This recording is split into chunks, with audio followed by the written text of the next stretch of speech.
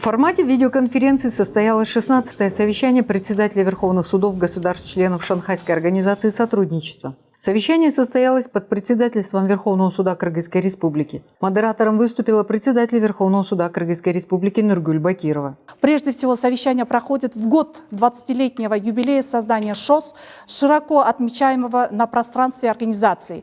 За 2 десятилетия ШОС прошла большой путь от институционального строительства до выхода на качественный уровень взаимоотношений государств-членов ШОС. В работе совещания приняли участие представители Верховного суда Республики Индия, Верховного суда Республики Казахстан, Верховного народного суда Китайской Народной Республики, Верховного суда Исламской Республики Пакистан, Верховного суда Российской Федерации, Верховного суда Республики Таджикистан, а также Верховного суда Республики Узбекистан. На совещании также участвовали генеральный секретарь Шанхайской организации сотрудничества Владимир Норов, заместитель директора исполнительного комитета региональной антитеррористической структуры ШОС Канат Тюкеев. В совещании от государств-наблюдателей приняли участие представители Верховного суда Республики Беларусь, Верховного суда Исламской Республики Иран, Верховного суда Монголии. В ходе мероприятия были представлены актуальные и интересные доклады, участники задали свои вопросы докладчикам. Председатели Верховных судов договорились обмениваться передовыми национальными практиками в сфере исполнения решений третейских судов, информацией научно-теоретического и прикладного характера, касающейся гуманизации уголовного и уголовно-процессуального законодательства государств-членов ШОС, ювенальной юстиции.